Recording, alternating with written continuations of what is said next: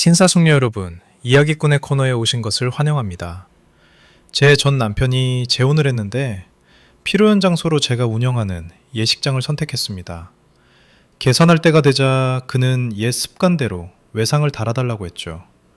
매니저는 미소를 지으며 말했습니다. 대표님의 지시로 이번 청구서는 전액 완납해 주셔야 합니다. 저는 개인 사무실에 앉아 갓 내린 따뜻한 커피잔을 두 손으로 감싸고 있었습니다.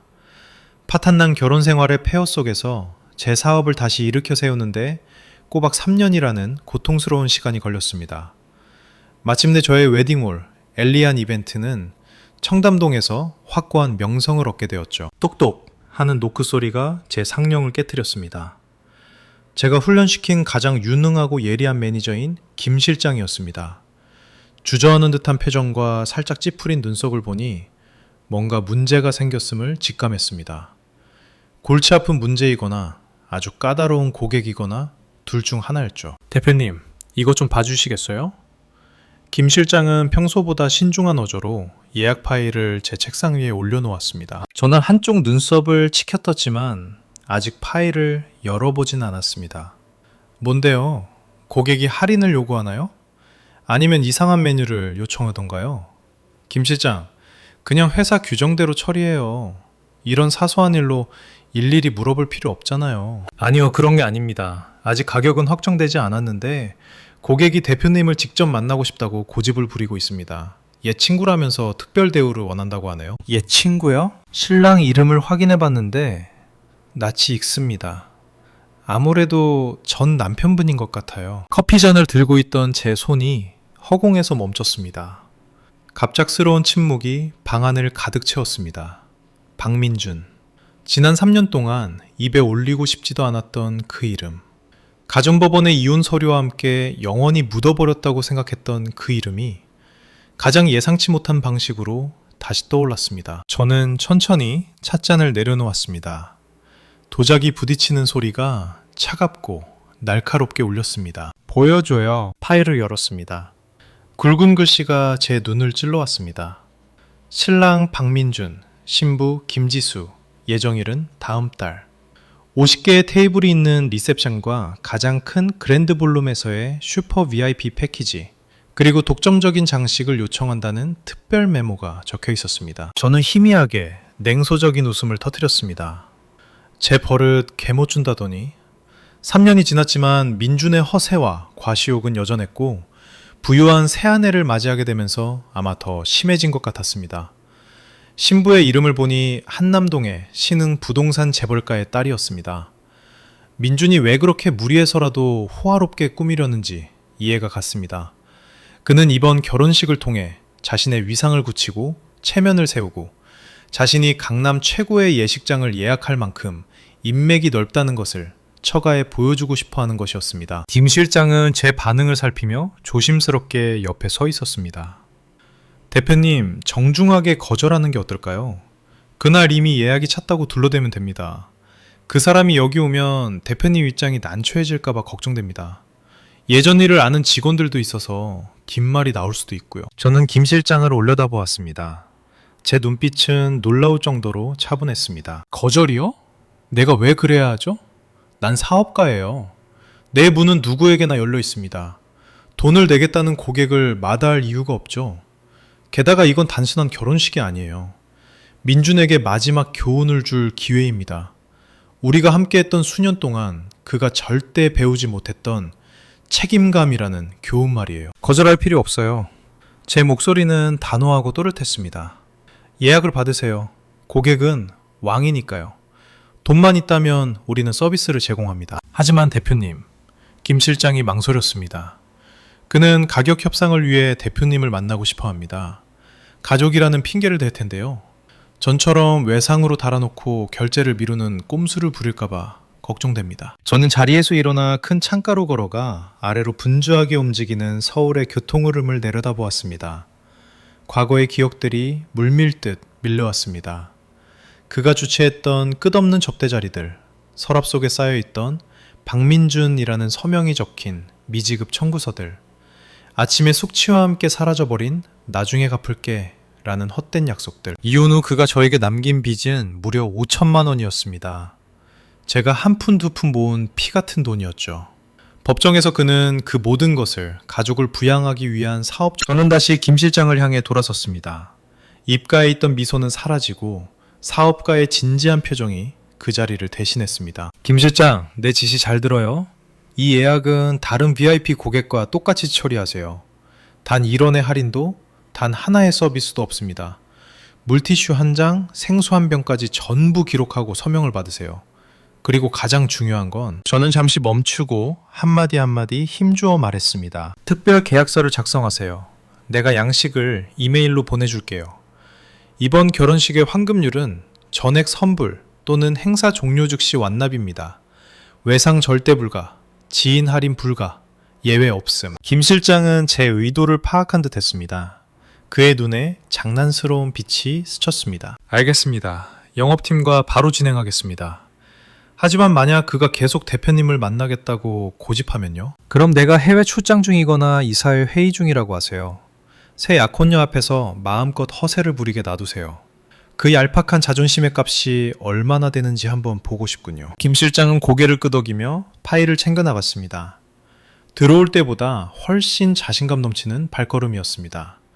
문이 닫히고 저는 다시 침묵 속에 남겨졌습니다.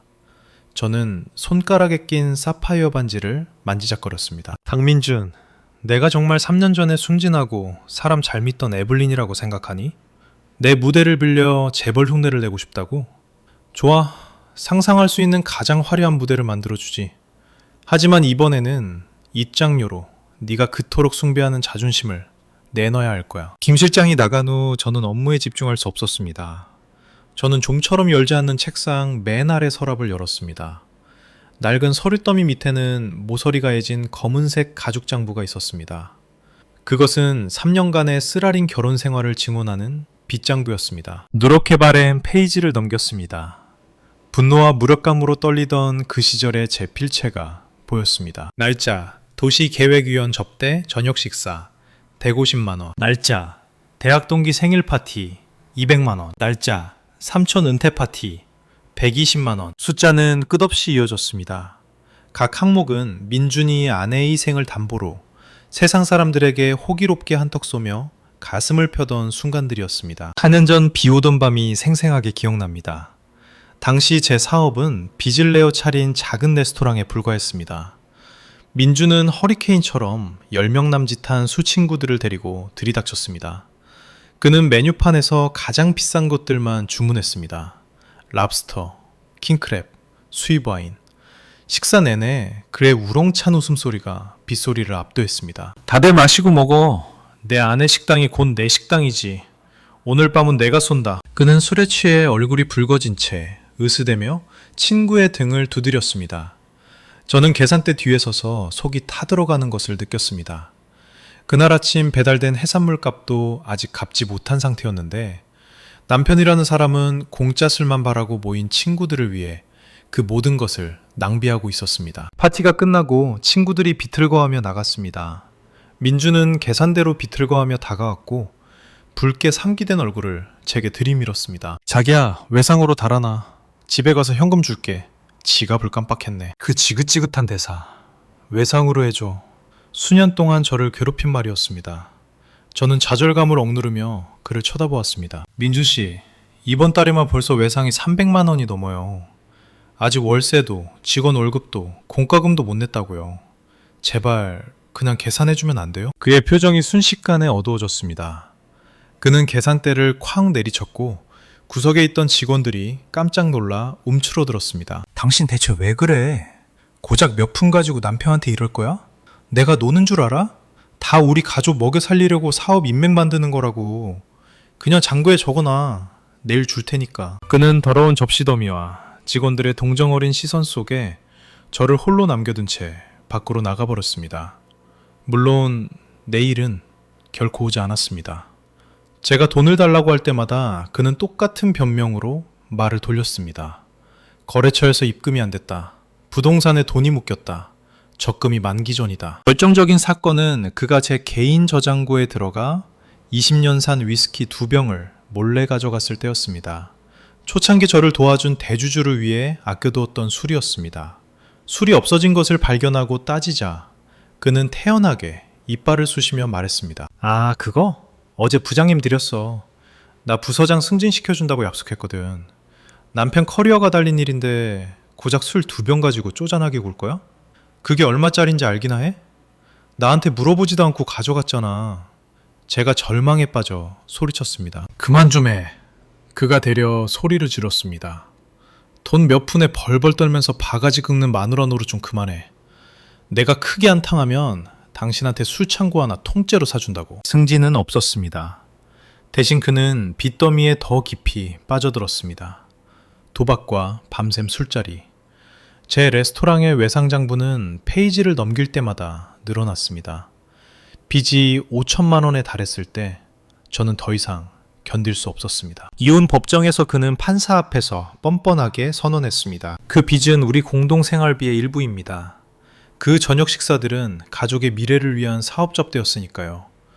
이혼하면서 재산을 분할하니 빚도 분할해야 합니다.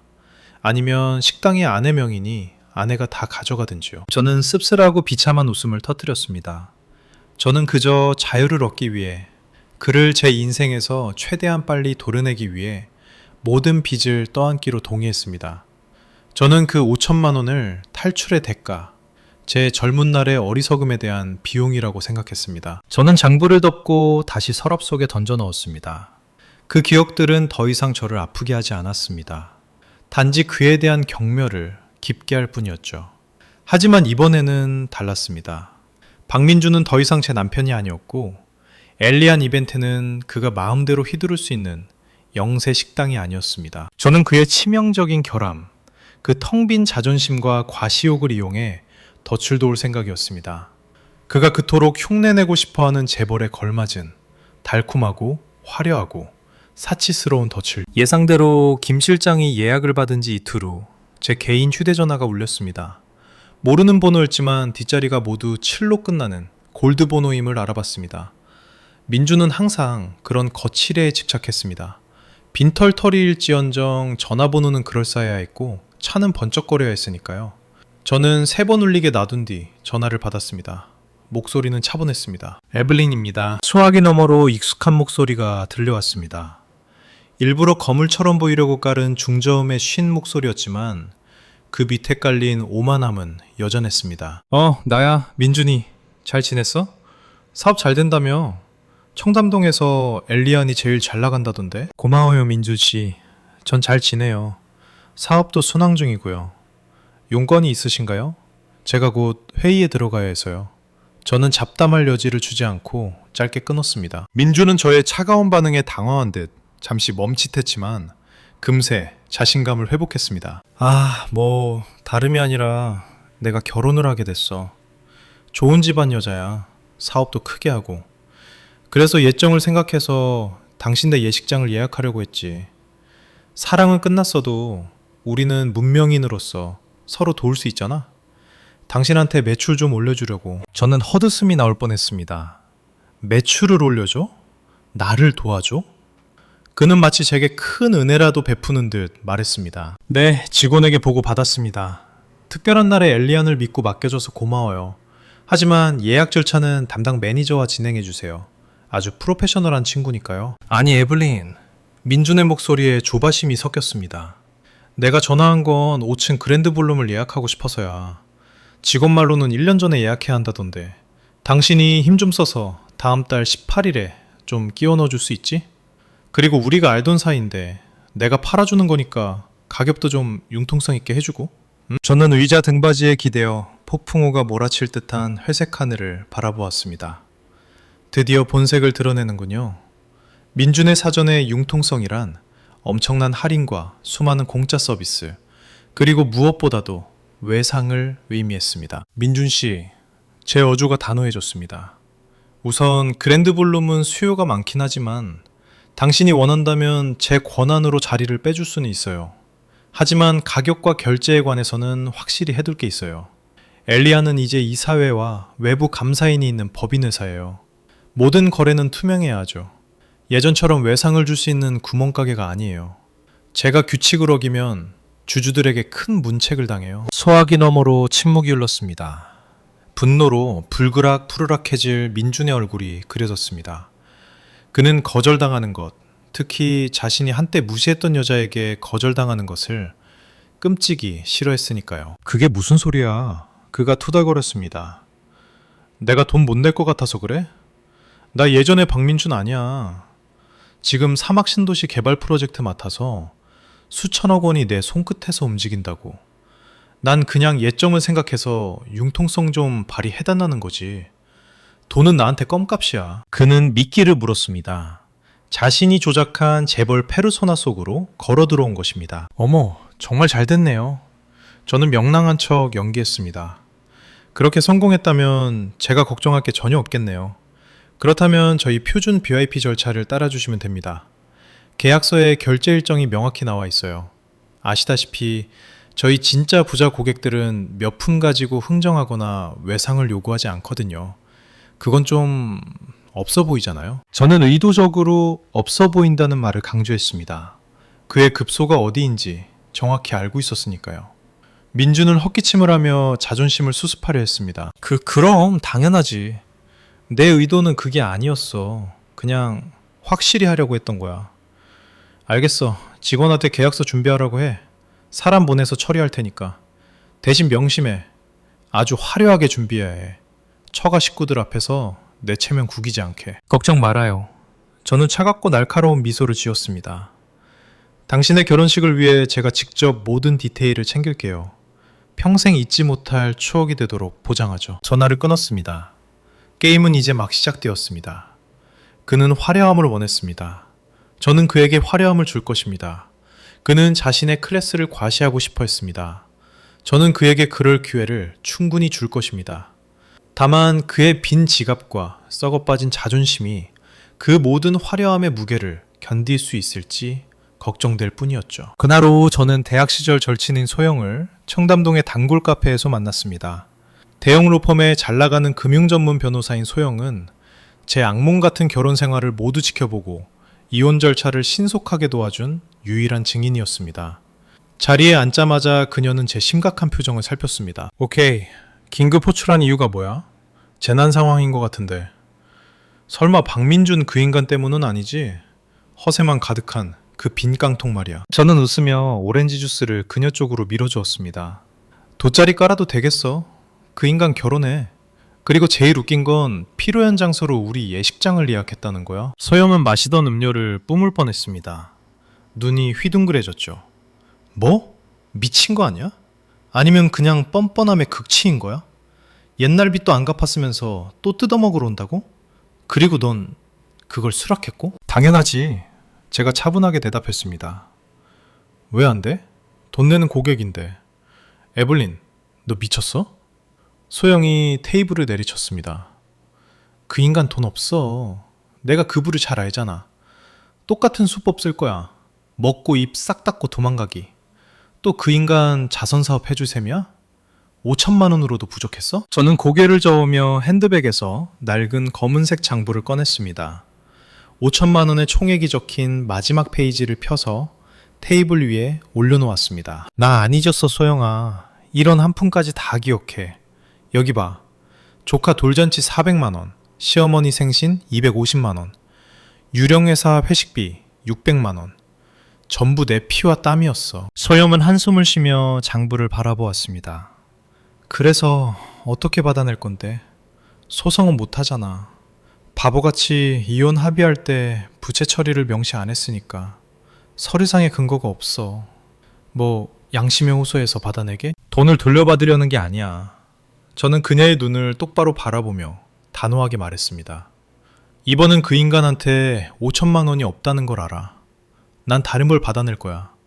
그의 자존심을 압류할 거야. 소영은 한참 동안 저를 쳐다보더니 호기심 어린 눈빛으로 물었습니다.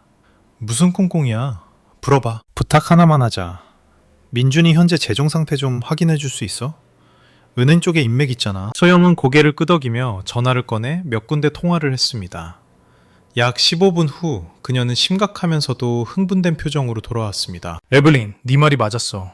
따끈따끈한 정보야. 박민준 신용불량자야. 모든 신용평가기관에서 경고 떴어. 2금융권, 대부업체 대출까지 한도 초과야. 1금융권은 얼씬도 못해. 그리고 그가 자랑한다는 사막개발 프로젝트? 그냥 커미션 받고 잔심부름하는 하청업체 말단이야. 시장이 얼어붙어서 수입도 거의 없어. 완전히 빈털털이야. 저는 고개를 끄덕였습니다. 퍼즐의 마지막 조각이 맞춰졌습니다. 그는 정말 절박했습니다. 그가 우리 예식장을 예약한 건 제가 예정을 생각해서 외상을 해줄 만한 만만한 호구라고 생각했기 때문이었습니다. 그는 축의금으로 들어온 돈으로 옛 빚을 돌려막고 결혼식 비용을 퉁칠 계획이었던 겁니다. 정확해. 소영이 손가락을 튕겼습니다. 돌려막기? 하지만 네가 만약 신용결제를 막고 즉시 납부를 요구하면 그는 끝장이야. 바로 그거야. 제가 미소 지었습니다. 아주 아름다운 그물을 짤 거야. 그의 자존심을 맘껏 세워주면서 신용을 담보로 빚을 지게 만든 다음 마지막 순간에 발밑에 양탄자를 확 잡아 뺄 거야. 저는 소영에게 세부적인 계획을 말해주었습니다. 결제 절차를 강화하고 부유한 새 아내와 그의 자아도취를 이용해 그를 구석으로 모는 계획을요. 설명을 다 듣고 나자 소영이 박수를 쳤습니다. Brilliant. 수준 높은 복수네, 친구. 그렇게 해야지. 여자 등쳐먹고 살면서 고마운 줄도 모르는 그런 놈들은 자비가 필요 없어. 진행시켜. 함정을 팔 계약서에 대한 법률 자문이 필요하면 내가 다 봐줄게. 낡은 장부를 손에 쥐자 안도감이 느껴졌습니다. 너무 오랫동안 어둠 속에 숨겨져 있었습니다. 이제 이것은 돈을 되찾는 것이 아니라 정의를 되찾는 마지막 목적을 위해 쓰일 것입니다. 월요일 아침 저는 영업팀, 행사팀, 회계팀을 소집해 긴급회의를 열었습니다. 분위기는 긴장되었습니다. 모두가 저의 평소와 다른 진지함을 감지했습니다. 오늘 다음 달 18일 예정된 박민중 고객의 결혼식에 대한 특별 절차를 공지합니다. 제가 날카로운 목소리로 시작했습니다. 회의실이 조용해졌습니다. 고참 직원 몇 명은 눈빛을 교환했습니다. 그들은 박민준이 누구인지 알고 있었습니다. 이 고객은 VIP이지만 동시에 결제 위험도가 매우 높은 고객입니다. 제가 직설적으로 말했습니다. 따라서 새로운 지침을 내립니다. 이번 행사의 계약서에는 행사 종료 즉시 100% 완납 조항이 포함되어야 합니다. 다시 강조하지만 즉시입니다. 고객이 볼룸에서 물건을 반출하기 전이어야 합니다. 회계팀장이 손을 들었습니다. 대표님, 대규모 행사의 경우 보통 10t 20% 정도는 잔금으로 남겨두고 3일 이내에 정산하도록 해주지 않나요? 이렇게 엄격하게 하면 고객이 동의할까요? 다른 고객이라면 그렇겠죠. 하지만 이 고객은 아닙니다. 제가 단호하게 말했습니다. 외상 절대 불가, 구두 약속 불가입니다. 행사 중에 추가되는 비용, 콜라 한 캔 값이라도 그 자리에서 서명을 받아야 합니다. 만약 고객이 전액을 지불하지 못하면 보안팀은 축의금 함의 예식장 밖으로 나가는 것을 허용하지 않을 겁니다. 저는 회의실을 둘러보다가 김 실장에게 시선을 고정했습니다. 김 실장, 이 특약사항 작성을 맡아주세요. 결제 조항은 굵은 글씨로 강조하세요. 고객이 서명하기 전에 분명히 설명해주고요. 나중에 몰랐다거나 자세히 안 읽었다고 발뺌하지 못하게요. 네, 알겠습니다.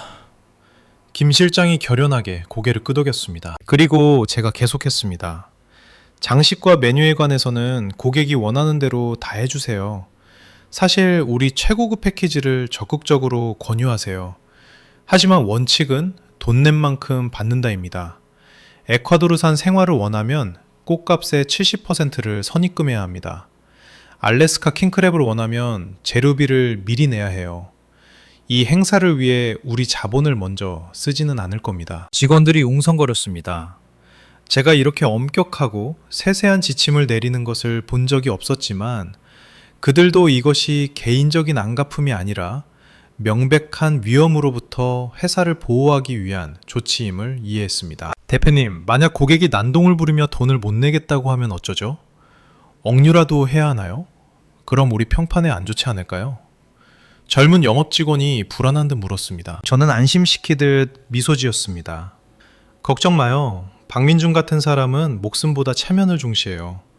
부잣집 여자와 결혼하면서 자기 가족, 처가 식구들, 사업 파트너들이 다 보는 앞에서 난동을 부려 망신을 자초할 사람은 아니에요. 우린 그저 단호하고 정중하게 법의 테두리 안에서 움직이면 됩니다. 이 덫은 그를 잡으려는 게 아니에요. 그가 스스로 지불 책임에 묶이게 만드는 거죠. 회의가 끝나고 저는 에너지가 솟구치는 것을 느꼈습니다. 저는 더 이상 피해자가 아니었습니다. 게임의 주도권은 제가 쥐고 있었습니다. 기술적이고 법적인 울타리는 이제 튼튼하고 날카롭게 세워졌습니다. 남은 건 사냥감이 오만함과 부주의함으로 가득 차서 제 발로 걸어 들어오는 것 뿐이었습니다. 저는 사무실로 돌아와 탁상 달력을 보았습니다. 앞으로 한 달, 모든 빚과 원한을 한 번에 청산할 마지막 막을 준비할 시간이었습니다. 3일 후 오전 9시 정각, 민준이 엘리안 이벤트 로비에 나타났습니다. 혼자가 아니었습니다. 그의 옆에는 젊고 세련된 옷차림의 여자가 샤넬 클래식 백을 팔에 걸고 도도하게 걷고 있었습니다. 민준의 약혼녀, 김지수였습니다. 저는 보안 모니터로 그들을 지켜보았습니다. 줄무늬 정장에 머리를 빗어넘긴 민준은 그녀 옆에서 어쩐지 위축되어 보였습니다. 그는 계속 고개를 끄덕이고 웃으며 그녀의 비위를 맞추고 있었습니다. 김 실장이 직접 그들을 맞이하여 5층 그랜드 볼룸으로 안내했습니다. 화면 속에서 지수는 비판적인 눈으로 방을 훑어보았습니다. 그녀는 홀 중앙에 멈춰 천장을 곁눈질하더니 민준에게 무언가 말했습니다.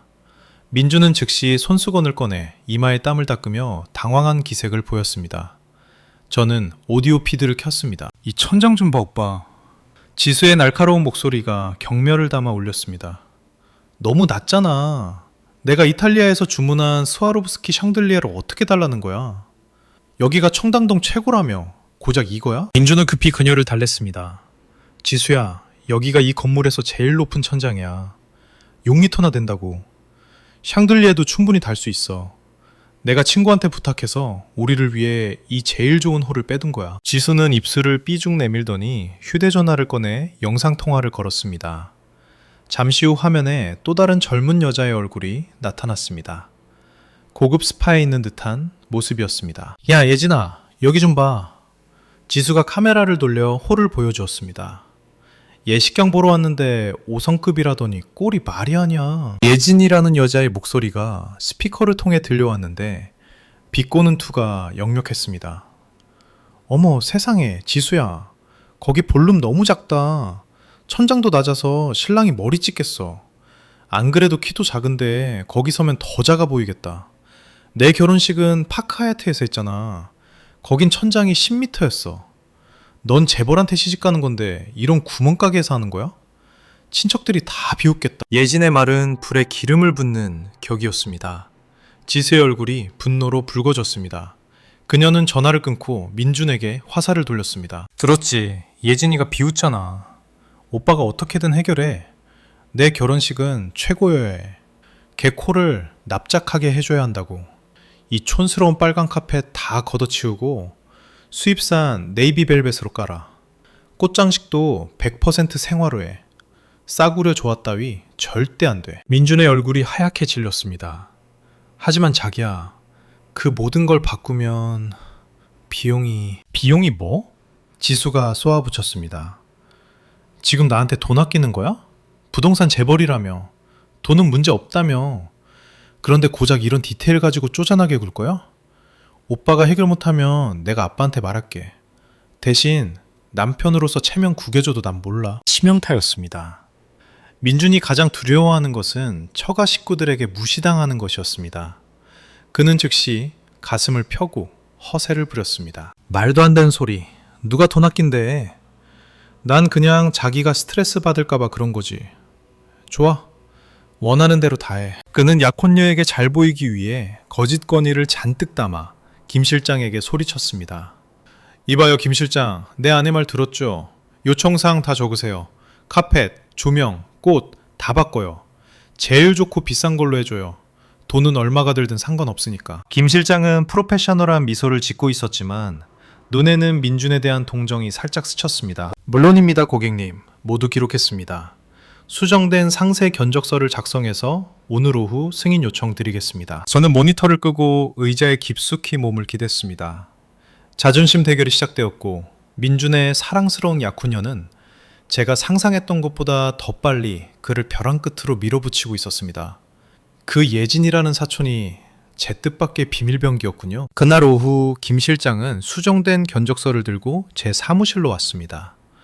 얼굴에는 묘한 미소가 걸려 있었습니다. 여기 있습니다. 이 숫자 보면 민준 씨 심장마비 올 겁니다. 견적서를 받아들었습니다. 총 예상 비용 1억 5천만 원. 50개 테이블 식대만 6천만 원이었습니다. 나머지 9천만 원은 순전히 지수가 요구한 사치스러운 장식과 업그레이드 비용이었습니다. 벨기에산 수입 벨벳 카펫 2천만 원, 당일항공 직송 에콰도르 장미 3천만 원, 콘서트급 음향 조명 시스템 1,500만 원, 메뉴를 알래스카 킹크랩과 한우 투뿔로 업그레이드하는 비용 700만 원 등등. 대표님 지시대로 했습니다. 김 실장이 설명했습니다. 생화업체는 가장 비싸고 평판 좋은 곳으로 골랐습니다. 협력사 측에서 100% 선입금을 요구해서 우리도 선입금을 받아야만 발주가 가능합니다. 훌륭해요. 제가 만족스럽게 고개를 끄덕였습니다. 이제 이걸 들고 저 행복한 커플에게 가서 반응을 잘 지켜보세요. 김 실장이 나간 후 저는 다시 VIP 라운지에 카메라를 켰습니다. 민준과 지수가 기다리고 있었습니다. 김 실장이 새 견적서를 내밀자 민준이 종이를 받아든 손을 떠는 게 보였습니다. 맨 아래 적힌 총액 1억 5천만 원을 보고 그의 눈이 휘둥그레졌습니다. 그의 현재 자산보다 훨씬 많은, 아니 이미 마이너스인 그에게는 천문학적인 숫자였습니다. 이게 뭐야? 민준이 말을 더듬었습니다. 무슨 비용이 이렇게 비싸? 50 테이블에 1억 5천? 계산 잘못한 거 아니야? 바가지 씌우는 거냐고. 지수가 견적서를 낚아채더니 훑어보고는 고개를 끄덕였습니다. 합리적인데? 수입꽃은 원래 비싸. 킹크랩도 시가고. 난 이상한 거 모르겠는데? 왜? 오빠 돈 없어? 지수의 질문은 따귀를 때리는 것과 같았습니다. 민주는 급히 손을 저으며 억지 웃음을 지었습니다. 그럴 리가. 돈은 많지. 그냥 시세 변동 때문에 놀라서 그런 거야.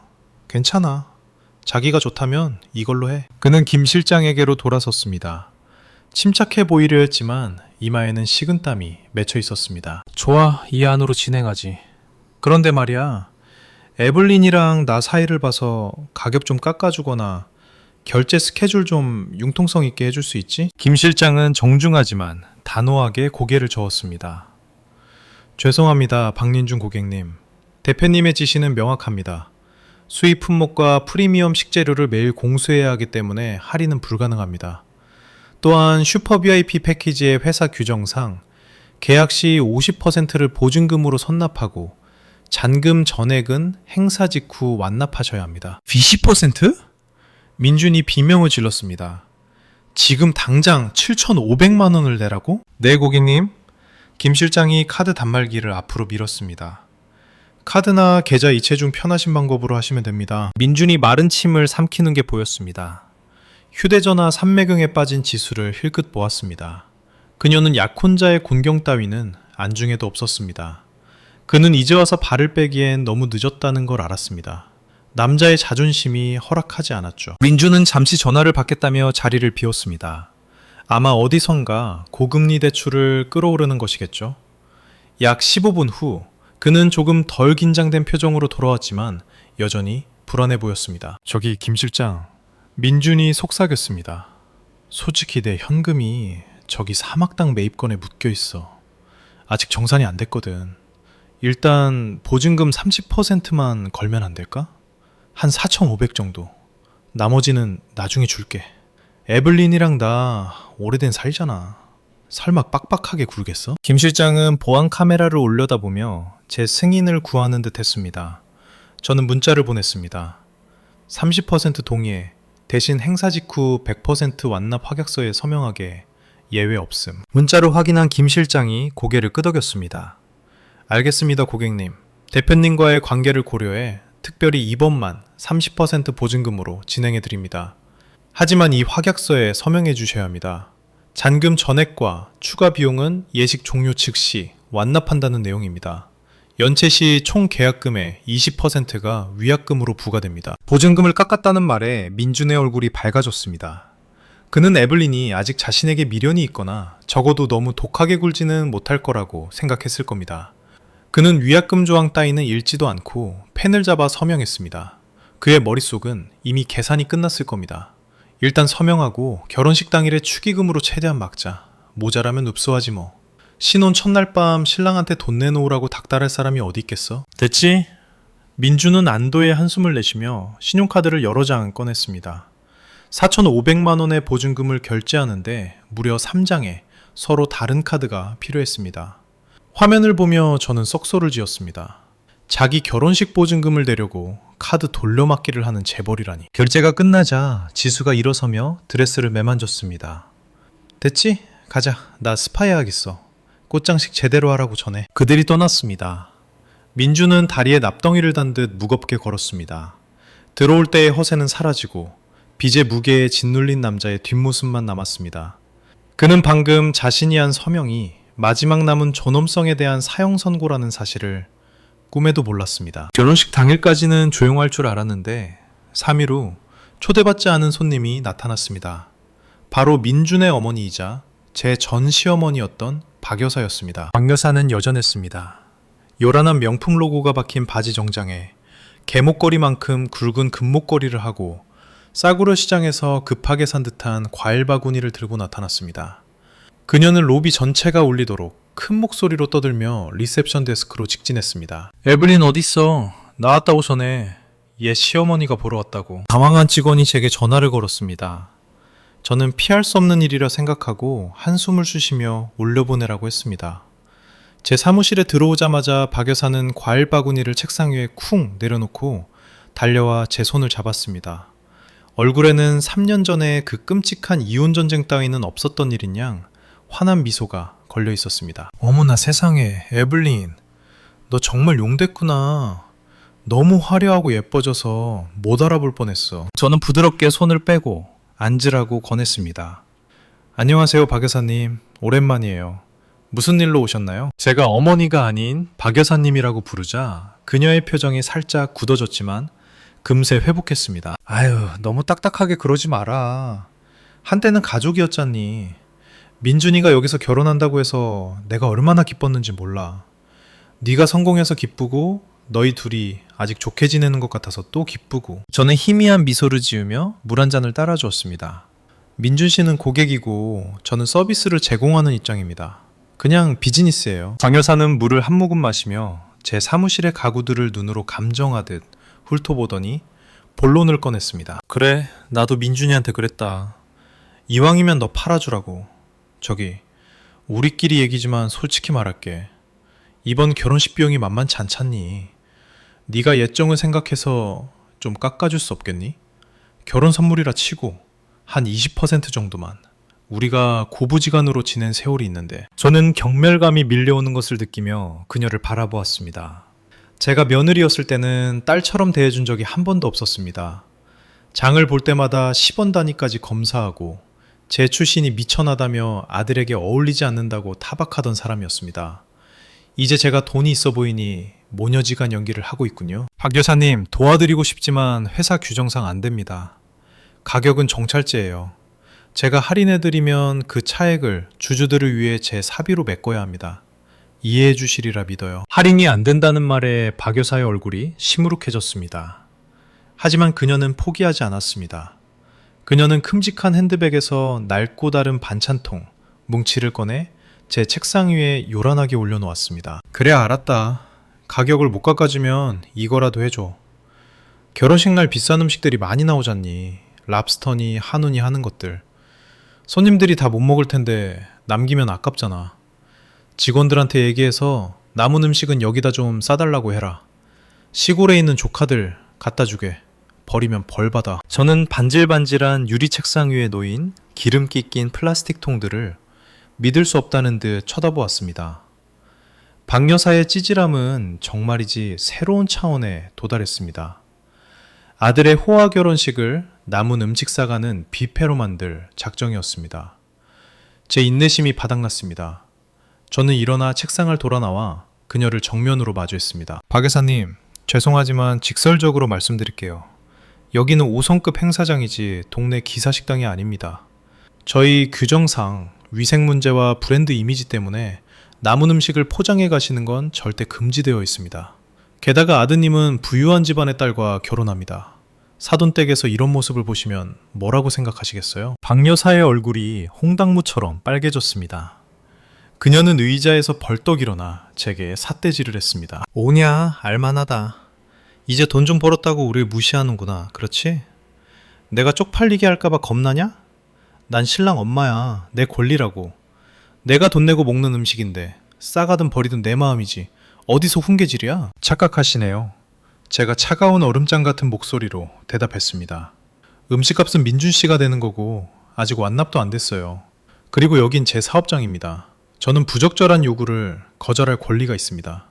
저는 세금 신고하고 브랜드 가치를 지켜야지 자선 사업을 하거나 당신네 가족의 허세를 뒤치다꺼리하는 사람이 아니에요. 박 여사는 할 말을 잃었습니다. 순종적이던 옛 며느리가 이렇게 날카롭게 받아칠 줄은 상상도 못했을 겁니다. 그녀는 황급히 반찬통을 가방에 구겨 넣으며 중얼거렸습니다. 은혜도 모르는 년, 먹여주고 재워줬더니 주인을 물어? 네 그 알량한 제국이 얼마나 가나 보자. 그녀는 씩씩거리며 손도 대지 않은 과일 바구니를 다시 집어들고 문 쪽으로 돌진했습니다. 나가기 전 그녀는 마지막으로 저를 노려보았습니다. 두고 봐라. 결혼식 날 친척들한테 시켜서 싹 다 먹어치우라고 할 테니까. 찌꺼기 하나 안 남겨줄 거다. 문이 쾅 닫혔습니다. 저는 혐오감에 고개를 저었습니다. 그 어머니의 그 아들, 그 가족 전체가 얄팍한 술수와 부서지기 쉬운 화려한 허상 속에 살고 있었습니다. 이 만남은 그들에게 잊지 못할 교훈을 주겠다는 제 결심을 더욱 굳건하게 만들었습니다. 저는 수화기를 들고 김 실장을 호출했습니다. 김 실장, 보안팀에 전달해서 18일 날 볼룸 감시 인원을 늘리세요. 비닐봉지나 반찬통 절대 반입 금지입니다. 만약 누군가 음식을 싸가려고 하면 정중하지만 단호하게 제지하세요. 엘리언 이벤트가 난장판 시장바닥처럼 보이는 꼴은 절대 못 봅니다. 알겠습니다, 대표님. 김 실장의 결연한 목소리가 들렸습니다. 창밖으로 소나기가 쏟아지기 시작했습니다. 비는 도시의 먼지를 씻어내겠지만 어떤 폭풍우도 사람의 인격에 묻은 얼룩을 씻어낼 수는 없을 것 같았습니다. 오직 벌거벗은 진실과 값비싼 수업료만이 그들을 제정신으로 돌려놓을 수 있겠죠. 그리고 그 수업은 아주 곧 시작될 것입니다. 마지막 막을 준비하기 위해 저는 아주 작은 실수도 용납할 수 없었습니다. 고통스러운 결혼 생활은 민준 같은 사기꾼들에게는 말은 아무런 의미가 없다는 것을 가르쳐 주었습니다. 오직 검은 글씨가 박힌 문서만이 힘을 가집니다. 다음 날 아침, 저는 결혼식을 담당하는 전체 이벤트 팀을 회의실로 모았습니다. 잘 들으세요. 제가 펜으로 책상을 두드리며 말했습니다. 제 진지한 시선이 직원들의 얼굴을 훑었습니다. 지금 이 순간부터 결혼식이 끝날 때까지 신랑 신부의 변경, 업그레이드, 추가 비용에 대한 모든 요청은 반드시 서면으로 확인받아야 합니다. 문자 메시지, 이메일, 자필 메모라도 상관없습니다. 그들의 승인이 있다는 증거만 있으면 됩니다. 구두 합의는 절대 안 됩니다. 막내 직원이 손을 들었습니다. 하지만 대표님, 신부인 지수 씨는 변덕이 너무 심해요. 새벽에 와인을 바꾸라고 문자했다가 아침에 취소하기도 하고요. 계속 서면 확인을 요구하면 짜증낼까봐 걱정됩니다. 짜증 내게 두세요. 제가 단호하게 말했습니다. 고객의 이익을 보호하고 오해를 피하기 위한 회계 절차라고 정중하게 설명하면 됩니다. 특히 큰 비용이 드는 거는 문자 내용을 캡처해서 출력하고 파일에 보관하세요. 나중에 결제할 때 딴소리하면 증거로 들이밀어야 하니까요. 제 예상대로 결혼식이 다가올수록 지수의 요구는 터무니없어졌습니다. 아마 사촌 예진을 이기고 싶다는 압박감 때문이겠죠. 이틀 뒤 지수는 밤 사립시에 김 실장에게 문자를 보내 기본 디저트 초콜릿을 전부 금박 이니셜이 박힌 벨기에산 수입 초콜릿으로 교체하라고 요구했습니다. 추가 비용만 200만 원이었습니다. 김 실장은 제 지시대로 즉시 비용을 명시한 확인 이메일을 보내 승인을 요청했습니다. 가격표 따위는 보지 않는 지수는 간단하게 오케이, 진행해요 라고 답했습니다. 지수의 모든 오케이, 승인, 해줘요는 출력되어 두꺼운 바인더에 철해졌습니다. 이것은 나중에 민준이 최종 청구서를 받고 발뺌할 수 없게 만드는 철통 같은 증거였습니다. 저는 바인더를 들고 전 남편의 텅 빈 자존심에 대한 판결문을 쥐고 있는 듯한 기분을 느꼈습니다. 결혼식 일주일 전, 민준이 모든 추가 항목을 확인하는 최종 부속 합의서에 서명하러 왔습니다. 이번에는 혼자였는데 눈밑이 퀭하고 초췌해 보였습니다. 돈을 구하러 다니고 까다로운 약혼녀의 비위를 맞추느라 스트레스가 극에 달한 모양이었습니다. 김 실장이 서류를 내밀었습니다. 박민준 고객님, 검토 부탁드립니다. 추가된 서비스 내역입니다. 신부님이 요청하신 7단 샴페인 타워, 하객 입장 시 현악 4중주 연주, 답례품 업그레이드, 현재 총액은 1억 5,500만 원입니다. 보증금으로 4,500만 원을 내셨으니 행사 직후 납부하실 잔금은 1억 1천만 원입니다. 펜을 쥔 민준의 손이 미세하게 떨렸지만 그는 태연한 척했습니다. 숫자를 보고 머리가 핑 돌았겠지만 여전히 자신감 있는 척 목소리를 높였습니다. 알았어, 알았다고. 그냥 완벽하게만 준비해줘. 돈은 다 준비돼 있으니까 걱정 말고. 김 실장은 페이지 하단의 굵은 글씨를 가리켰습니다. 여기 이니셜 적어주세요. 리세션 종료 즉시 당일 밤 10시 이전에 전액 완납을 약속하는 조항입니다. 불이행 시 연체료와 함께 법적 조치가 취해집니다. 민주는 혀를 차며 짜증을 했습니다. 거참 되게 깐깐하게 구네. 내가 알아서 한다니까. 우리 거의 가족이나 다름없는데 남처럼 이러기야? 말은 그렇게 하면서도 그는 휘갈겨 서명했습니다. 현실을 회피하려는 듯 서명은 급하고 지저분했습니다. 카메라로 지켜보던 저는 그의 눈에서 계산이 돌아가는 것을 보았습니다. 그는 축의금함을 생각하고 있었습니다. 50테이블, 500명 하객. 그는 아마 한 명당 10만원씩만 내도 5천만 원이고 친척들이 큰 돈을 낼 테니 얼추 막을 수 있을 거라 생각했겠죠? 부족한 건 나중에 주겠다고 하면 결혼식 날 밤에 누가 신랑 멱살을 잡겠냐는 심산일 겁니다. 하지만 민주는 착각하고 있었습니다. 그의 하객 대부분은 그저 술이나 얻어먹으러 오는 거칠의 친구들이나 그와 비슷한 허세꾼들이라는 것을 잊었죠. 신부 측 하객의 축의금은 처가 부모님이 관리할 테니 그가 손댈 수 있는 돈이 아니었습니다. 그는 떡 줄 사람은 생각도 않는데 김칫국부터 마시고 있었고 그 김칫국독은 비어 있었습니다. 결혼식 전날 밤 그랜드 볼룸은 조명으로 빛나고 있었습니다. 엘리안 이벤트 팀은 무대를 세우고 꽃을 장식하고 카펫을 까느라 분주했습니다. 저는 직접 모든 디테일을 점검했습니다. 민준을 기쁘게 하기 위해서가 아니라 누구도 제 서비스에 흠을 잡을 수 없게 하기 위해서였습니다. 밤 9시쯤 지수가 예고 없이 또 다른 여자와 함께 나타났습니다. 저는 즉시 알아봤습니다.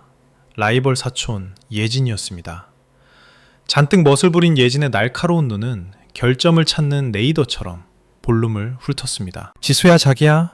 예진의 하이톤 목소리가 텅 빈 홀에 울렸습니다. 이 빨간 장미 좀 어둡지 않아? 좀 늙어 보여. 내 결혼식 때는 전부 수입산 파스텔톤 꽃 썼잖아. 훨씬 우아했는데 이 빨간색 좀 촌스러운 것 같지 않아? 무대를 감상하던 지수의 표정이 순식간에 일그러졌습니다. 일주일 전 본인이 직접 고른 그 붉은 장미가 갑자기 혐오스럽게 보이기 시작했습니다.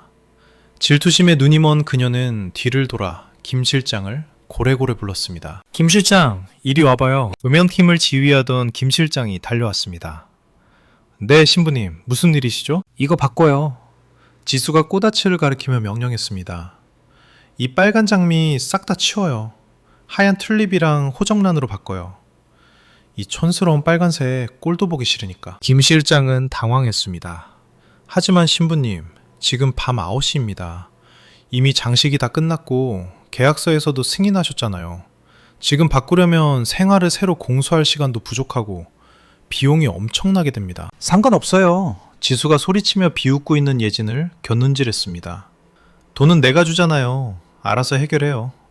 내일 여기 왔을 때 빨간 꽃 하나라도 보이면 가만 안 있을 거예요. 예진이 불난 집에 부채질을 했습니다.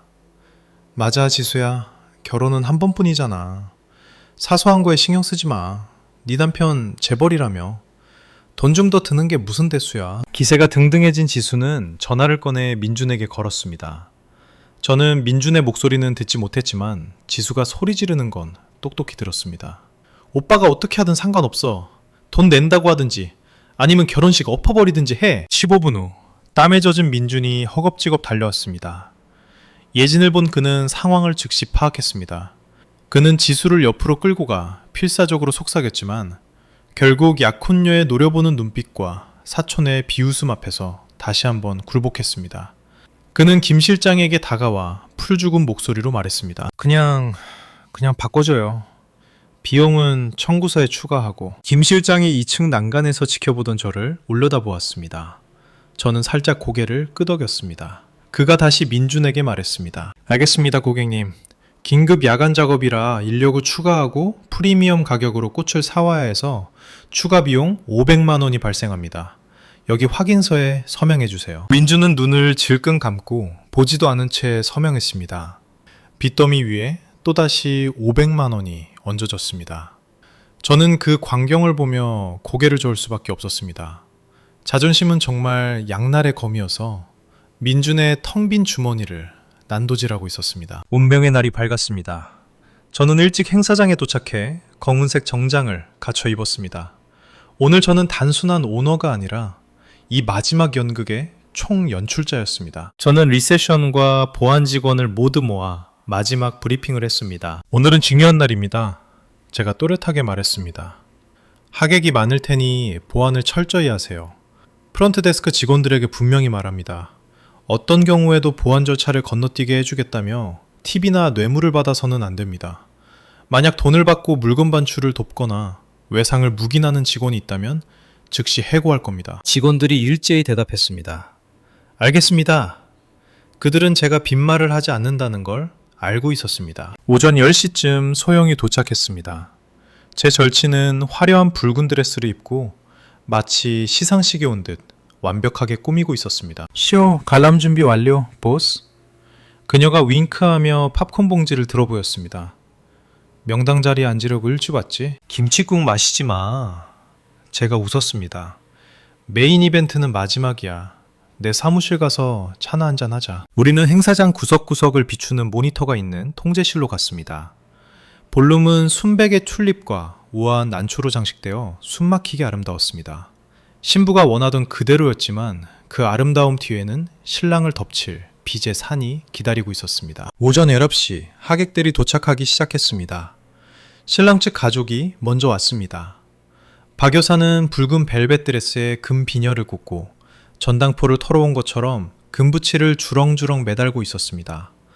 그녀는 로비를 왔다 갔다 하며 큰 목소리로 모두에게 인사했습니다. 아이고, 안녕하세요. 여기 어때요? 으리으리하죠?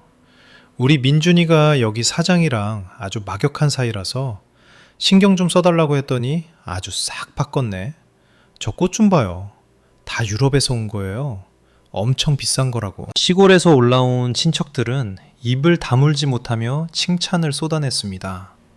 복받았다 박 여사, 아들이 저렇게 성공했으니 우리 동네에서 제일 큰 결혼식이요. 자랑스럽고서. 민주는 어머니 옆에 서서 가슴을 펴고 턱을 치켜들었습니다.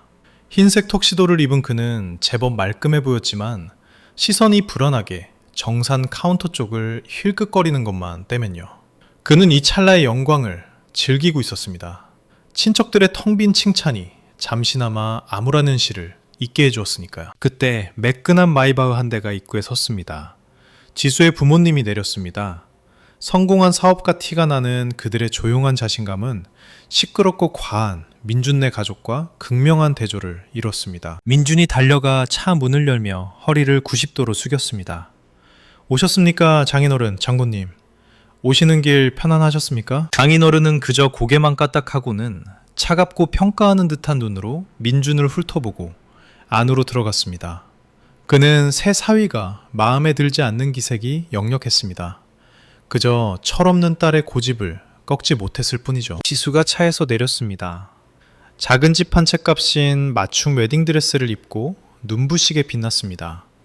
그녀는 민준을 쳐다보지도 않고 곧장 친구들 무리로 걸어갔습니다. 그 중에는 예진도 있었습니다. 예쁘다 지수야. 예진이 건성으로 말하고는 꼬다치를 쳐다보았습니다. 오, 꽃 바꿨네? 훨씬 낫다.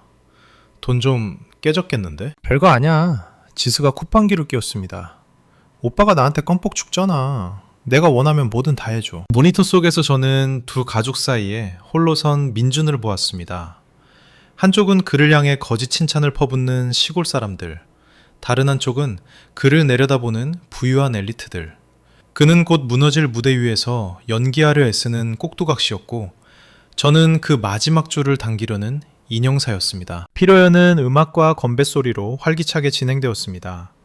소영과 저는 통제실에서 점심을 먹으며 대형 스크린으로 드라마를 관람했습니다. 최고급 요리들이 차례로 서빙되었습니다. 전복죽, 치즈 소스를 곁들인 킹크랩, 한우 안심 스테이크. 각 코스는 사치와 비용의 증거였고 하객들은 감탄을 금치 못했습니다. 무대 위에서 민준이 연설을 하고 있었습니다.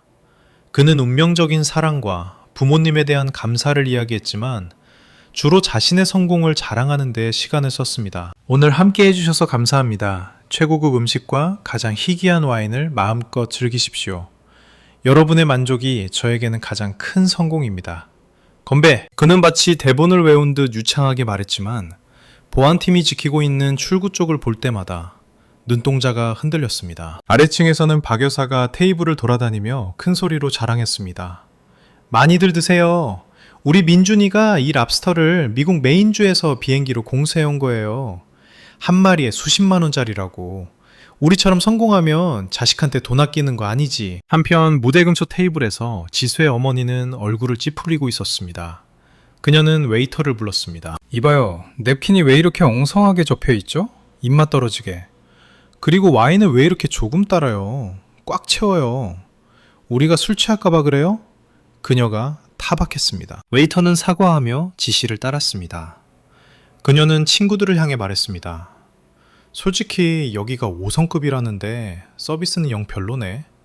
지수가 고집만 안 피웠으면 6성급 호텔로 잡았을 텐데 사돈네가 워낙 시골분들이라 퀄리티를 몰라. 그들이 모르는 사이 진짜 드라마는 18번 테이블에서 펼쳐지고 있었습니다. 민준의 옛 술 친구들이 모인 곳이었죠. 그중 한 명, 예전에 민준의 가짜 투자건에 속았던 남자가 와인잔을 들고 테이블에 들리도록 말했습니다. 야, 너네 진짜 박민준이 부자라고 믿냐? 부자는 개뿔. 내가 걔 알잖아. 걔가 자랑하는 프로젝트 다 구라야. 지난달에 나한테 전기세 낸다고 5만 원만 빌려달라고 했어. 내가 싫다고 했지. 진짜? 다른 친구가 놀라서 물었습니다. 그럼 이 호화 결혼식은 어떻게 하는 거야? 다 쇼지. 남자가 비웃었습니다. 저 부잣집 딸이랑 결혼해서 한몫 잡으려고 사기치는 거야. 빚쟁이들 피해 다니느라 바쁘다는 소문 다 났어. 저 시계도 짝퉁일걸? 18번 테이블에서 시작된 수근거림이 퍼져나갔습니다. 의심스러운 눈초리가 무대 위 신랑에게 꽂혔습니다. 민준도 분위기가 바뀐 것을 감지한 듯 했습니다. 미소가 어색해졌습니다. 그는 급히 와인을 들이켰지만 술 기운은 공포를 증폭시킬 뿐이었습니다. 소영이 저를 쿡 찔렀습니다. 야, 점점 흥미진진해지는데? 저 남자 내부 고발자네. 저는 차를 한 모금 마시며 미소 지었습니다. 아직 멀었어. 이건 예고편일 뿐이야. 하이라이트는 이제부터지. 오후 2시 30분이 되자 파티가 마무리되기 시작했습니다. 하객들이 악수와 작별 인사를 나누며 썰무처럼 빠져나갔습니다. 민주는 문가에 서서 술과 스트레스로 붉어진 얼굴로 사촌동생 2명이 지키고 있는 축의금함을 쉴 새 없이 쳐다보았습니다. 마지막 하객이 떠나자마자 민준이 친척들에게 신호를 보냈습니다. 함 들어서 차로 옮겨. 두 청년이 무거운 축의금함을 들고 정문으로 향했습니다.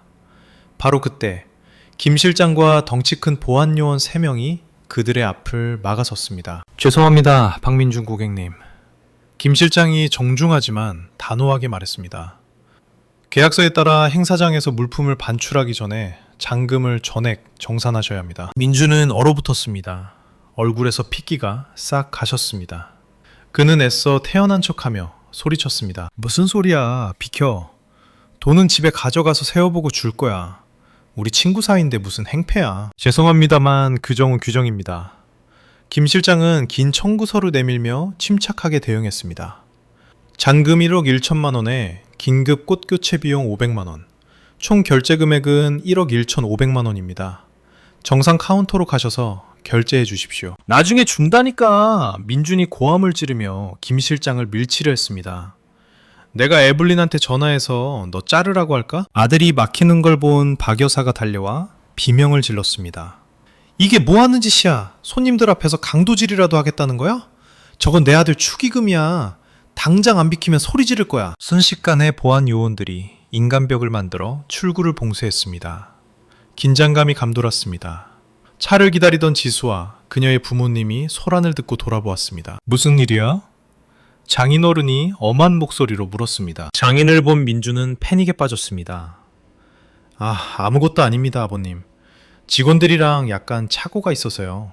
먼저 차에 가 계세요. 금방 해결하고 가겠습니다. 하지만 김 실장은 그에게 거짓말할 기회를 주지 않았습니다. 그는 모두가 들을 수 있도록 크고 또렷하게 말했습니다. 고객님, 저희는 문제를 일으키려는 게 아닙니다. 박민준 고객님은 리셉션 직후 잔금을 전액 결제하겠다는 법적 효력이 있는 계약서에 서명하셨습니다. 저희는 계약을 이행하는 것뿐입니다. 카운터로 오셔서 결제만 하시면 바로 가실 수 있습니다. 장인어른의 미간이 찌푸려졌습니다. 그는 의심스러운 눈으로 민준을 쳐다보았습니다. 이게 무슨 소린가? 자네 결혼식 비용 안 냈나? 민준은 식은땀을 줄줄 흘리며 말을 더듬었습니다. 그게 집에서 계좌이체 하려고 했거든요. 그게 더 편해서. 오늘 지갑을 깜빡해서. 지갑을 깜빡해? 장인어른의 목소리가 위험할 정도로 낮게 깔렸습니다. 1억 5천짜리 결혼식을 하면서 지갑을 깜빡해? 자네 지금 우리 집안 능멸하나? 구석에 몰린 민주는 허세를 부리는 것밖에는 방법이 없었습니다. 그는 휴대전화를 꺼내 제 번호를 눌렀습니다. 제 사무실 전화가 울렸습니다. 저는 소형을 보며 미소 짓고는 전화를 받아 스피커폰으로 연결하고 로비의 PA 시스템으로 통화 내용을 송출했습니다. 에블린! 민준이 소화기에 대고 소리쳤습니다. 직원 교육을 어떻게 시키는 거야? 출구를 막고 있잖아. 내가 여기서 난동이라도 피우길 바라는 거야? 제 차분하고 명료한 목소리가 로비 전체에 울려 퍼졌습니다. 민준씨, 내 직원들은 할 일을 하는 거예요. 당신이 계약서에 서명했잖아요. 흑백 논리로 명확하죠. 1억 1,500만 원 결제하면 갈 수 있어요. 엘리안 이벤트는 평판 있는 기업이지. 당신 맘대로 외상달 수 있는 동네 구멍가게가 아니에요. 어떻게 네가 나한테 이럴 수 있어? 민주는 분노로 목이 메었습니다. 옛날에 내가 빚진 5천만 원도 안 받았으면서 이제 와서 이까딜로 망신을 줘? 로비 전체가 찬물을 끼얹은 듯 조용해졌습니다. 모든 눈이 민준에게 쏠렸습니다. 새 아내와 장인 장모는 충격에 입을 다물지 못했습니다. 5천만 원의 옛빚. 민준이 그토록 철저히 숨겨왔던 비밀이 폭로되는 순간이었습니다. 저는 강철 같은 목소리로 계속했습니다. 말이 나왔으니 확실히 하죠, 민준씨. 그 5천만 원은 당신 같은 남자와 결혼했던 제 과거의 실수에 대한 기부금으로 치고 탕감해줬어요. 하지만 이번 빚은 내 직원들의 생계와 주주들의 이익이 걸려 있어요. 단 1원도 떼먹을 생각 마세요. 새 가족들에게 사기꾼 사이를 뒀다는 부끄러움을 안겨주지 말고요. 로비에 통화 끊기는 소리가 울렸습니다. 저는 전화를 끊었습니다. 민주는 얼어붙은 채 휴대전화를 떨어뜨렸습니다. 그는 처가 식구들을 돌아보았고 그들의 눈에서 완전한 경멸을 보았습니다. 땅이 갈라져 그를 삼켜버렸으면 좋겠다고 생각했을 겁니다. 지수가 그에게 달려들어 멱살을 잡았습니다. 오빠, 나한테 거짓말했어? 재벌이라며, 다 알아서 한다며. 그냥 빚쟁이였어? 전처한테 빚진 5천만 원은 또 뭐야? 말해. 지수야, 제발 진정해. 설명할게. 민준이 빌었습니다. 오해야. 나 돈 있어. 진짜야. 그는 카운터 쪽을 보며 절박한 눈으로 축의금함을 응시했습니다. 지갑에 든 카드들이 한도 초과라는 걸 알기에 그 상자 안의 현금이 유일한 희망이었습니다. 돈 여기 있어. 민준이 상자를 가리키며 광적으로 소리쳤습니다. 이거 열어. 여기 있는 현금으로 낼게. 그가 상자로 달려들었지만 김 실장과 보안팀이 가로막았습니다. 죄송합니다, 박민준 고객님. 김 실장이 단호하게 말했습니다. 저희 규정상 현금 축의금은 외부에서 정산하여 차액이 발생하지 않도록 확인되기 전에는 결제 수단으로 사용할 수 없습니다. 신용카드나 계좌이체를 이용해 주십시오. 카드 없다고. 현금 쓰겠다는데 왜 그래? 민준이 궁지에 몰린 짐승처럼 발악하며 소리쳤습니다. 지수는 새 남편의 비참한 꼴을 보며 수치심에 몸을 떨었습니다. 그만해. 그녀가 소리쳤습니다. 사람들 앞에서 그만 좀 쪽팔리게 하라고. 그냥 카드 긁고 끝내. 뭐? 아까워서 그래? 민주는 멈췄습니다. 그는 지수를, 그리고 분노로 얼굴이 붉어진 장인을 보았습니다. 함에서 돈을 꺼낼 수 없다는 걸 깨달았습니다. 패배한 그는 떨리는 손으로 지갑을 꺼내 쓸모없다는 걸 뻔히 아는 카드들을 뒤적였습니다. 이거로 해봐요. 그가 속삭였습니다. 모든 허세가 사라진 목소리였습니다. 기적이 일어날지도 모른다는 실낱 같은 희망을 품고 카드를 내밀었습니다. 김 실장이 카드를 긁었습니다. B 거래 거절 한도 초과입니다. 김 실장은 동정 어린 눈으로 민준을 보았습니다. 이 카드는 한도가 부족합니다, 고객님. 민준은 침을 삼키며 다른 카드를 내밀었습니다. 이걸로 B 거래 거절 하나씩. 그가 가진 4장의 카드가 모두 거절되었습니다. 식은땀이 민준의 온몸을 적셨습니다. 다리가 후들거렸습니다. 그는 수십 개의 눈동자 아래 발가벗겨진 채 비참하게 서 있었습니다. 민준이 절망에 빠져 있을 때 지수의 사촌 예진이 앞으로 나섰습니다. 그녀는 이 모든 상황을 라이브 방송으로 내보내며 승리감에 찬 미소를 짓고 있었습니다. 그녀는 카드 단말기를 들여다보더니 가짜 동정을 보내며 민준을 쳐다보았습니다. 어머 세상에, 재벌형부. 내 기억이 맞다면 지난번에 보증금 낸다고 그 카드들 싹 다 긁어버리지 않았어? 그러니까 바닥까지 긁어 모아서 계약금 내고 이제 와서 또 1억을 긁으려고 한 거야? 진짜 웃긴다. 예진의 말은 결정타였습니다. 민준이 그토록 숨기려 했던 추악한 진실이 만천하에 드러났습니다. 사람들이 수군거리고 비웃기 시작했습니다. 세상에, 보증금 낸다고 카드를 다 썼대. 완전 빈털터리로 결혼식장에 온 거야? 쪽팔려서 어떡해. 지수 불쌍하다. 전문 사기꾼한테 걸렸네. 강 여사가 아들을 변호하려 했습니다. 다들 거짓말이야. 우리 아들이 깜빡하고 카드에 이체를 안 해둔 거야. 축의금 합 내놔. 현금으로 낼 테니까. 그녀가 상자로 달려들었지만 지수의 아버지가 고함을 쳤습니다. 멈춰! 그가 성큼성큼 다가왔습니다. 분노로 얼굴이 시뻘개져 있었습니다. 그 축의금은 내 손님들, 내 사업 파트너들이 내 딸을 위해 준 돈이야. 당신들은 손댈 자격 없어. 자네 아들이 결혼식 비용 뗀다고 약속했잖아. 못 낸다면 그건 자네 사정이지. 우리 집안은 사기꾼과 엮이지 않을 걸세. 지수는 화장이 눈물에 번진 채 멍하니 서 있다가 순수한 증오를 담아 민준을 노려보았습니다. 이걸로도 모자라? 내 눈앞에서 꺼져. 다시는 보고 싶지 않아. 민준은 무릎을 꿇고 그녀의 드레스 자락을 잡았습니다. 지수야, 제발 도와줘. 이번 한 번만 내줘. 내가 땅 팔아서 2배로 갚을게. 제발 나를 여기에 버리지 마. 무슨 땅? 지수가 그의 손을 발로 차버렸습니다.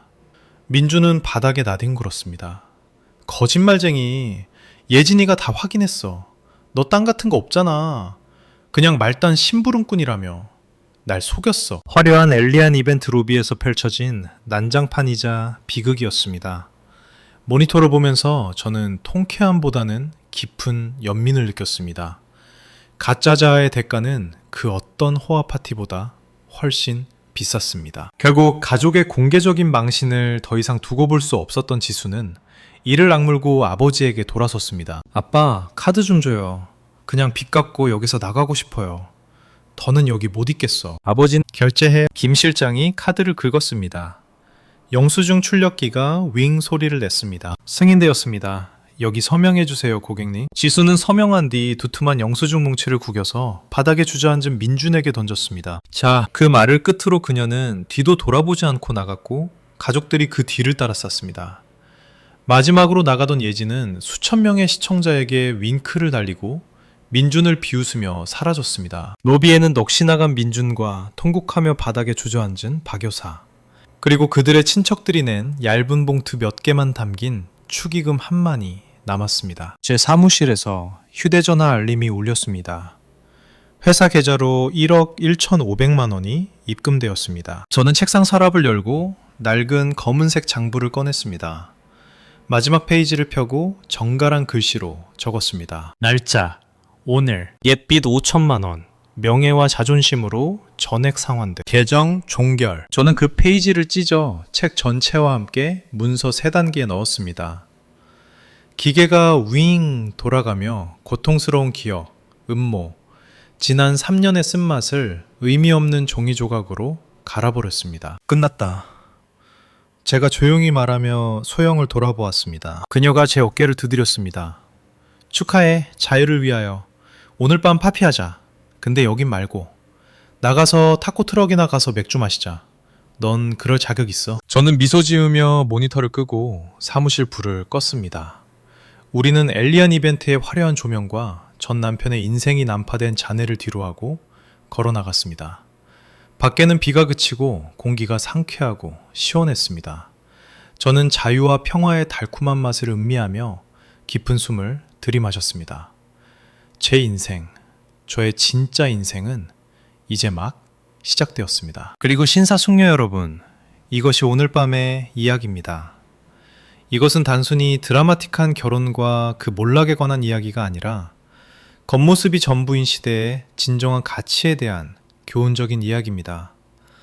박민준이라는 인물은 텅 빈 내면을 감추기 위해 화려하게 빌려온 거칠애로 쌓아 올린 삶을 대변합니다.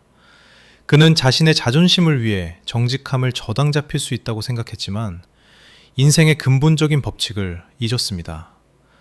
돈으로 살 수 있는 것은 무엇이든 저렴하지만 한번 팔아버린 명예는 결코 다시 살 수 없다는 것을요.